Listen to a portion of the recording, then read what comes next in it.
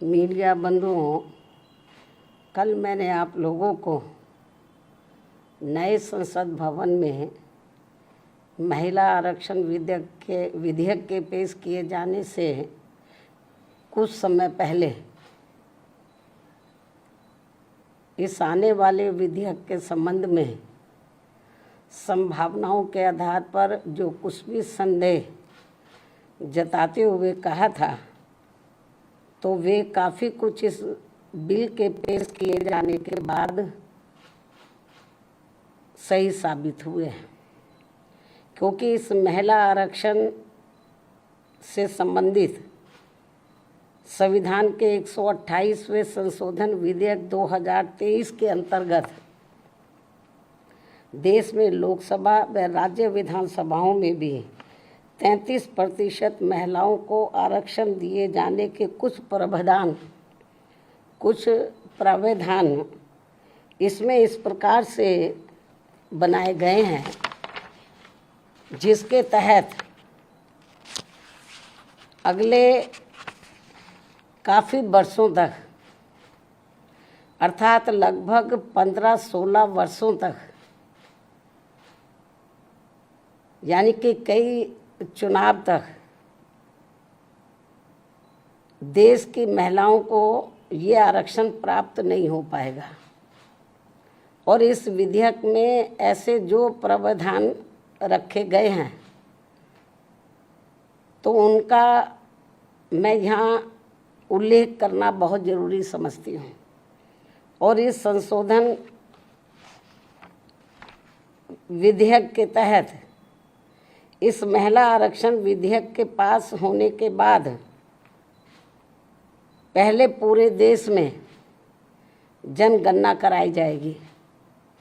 जब ये bill pass हो जाएगा हाउस में, पार्लियामेंट में, तो पास होने के बाद पहले पूरे देश में जनगणना कराई जाएगी।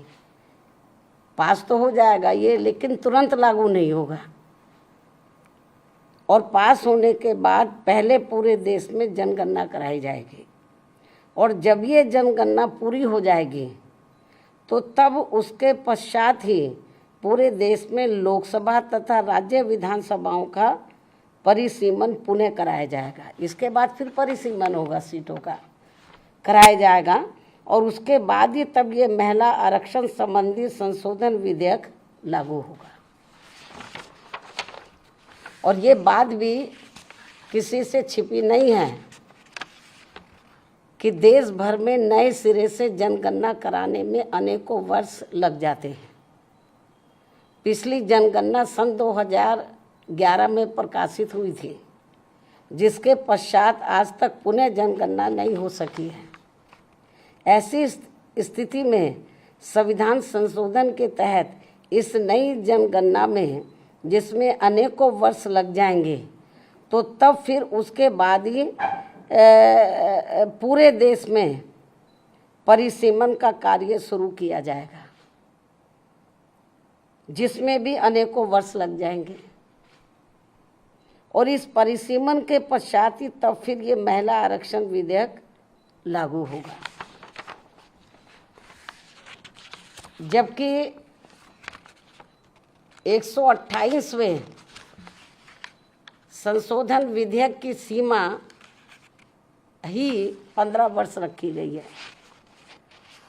इस प्रकार से ये स्पष्ट है कि ये संशोधन विधेयक वास्तव में महिलाओं को आरक्षण देने की साफ नीयत से नहीं लाया गया है, बल्कि आने वाली विधानसभाओं तथा लोकसभा के चुनावों में देश की भोली भाली महिलाओं को ये प्रलोभन देकर व उनकी आंखों में धूल झोंककर उनका वोट हासिल करने की नीयत से ही लाया गया है। इसके सिवाय कुछ भी नहीं है। जैसा कि इसमें कंडीशंस रखी गई हैं, इसको लागू करने से पहले जो शर्तें रखी गई हैं।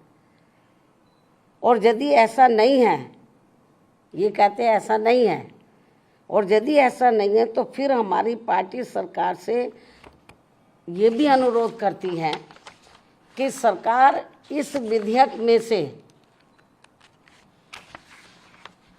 या तो इन दोनों प्रावधानों को निकाले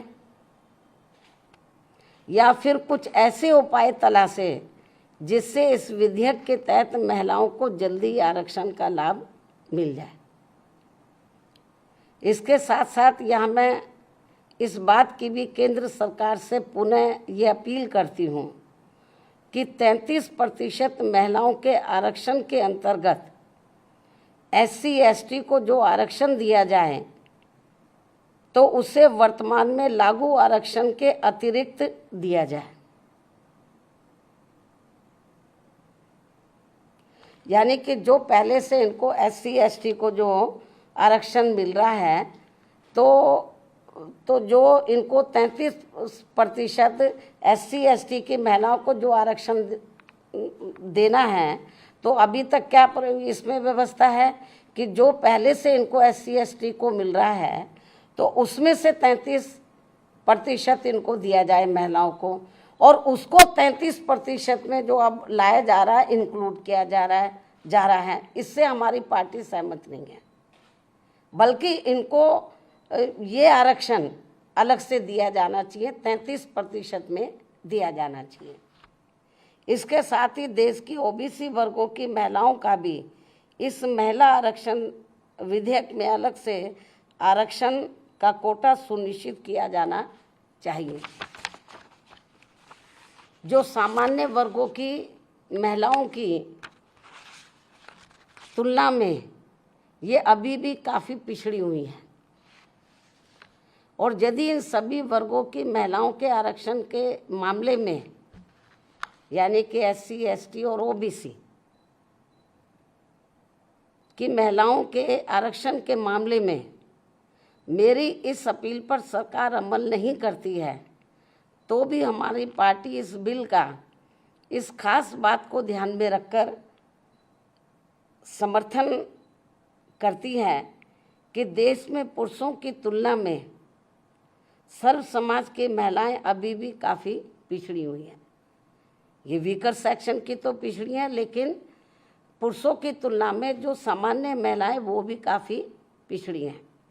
जबकि महिलाओं के मामले में वास्तव में सच्चाई तो ये है कि इन्हें अभी तक जो भी अधिकार मिले हैं, जनरली महिलाओं को जो भी अधिकार मिले हैं, तो वे अधिकांश हिंदू कोड बिल के तहत परम पूज्य बाबा साहब डॉक्टर भीमराव अंबेडकर के अथक प्रयासों से ही मिले, जिससे उस समय कांग्रेसी सरकार ने इसे पूरे तौर से पास नहीं होने दिया था, जिसे फिर बाद में टुकड़ों टुकड़ों में पास किया गया।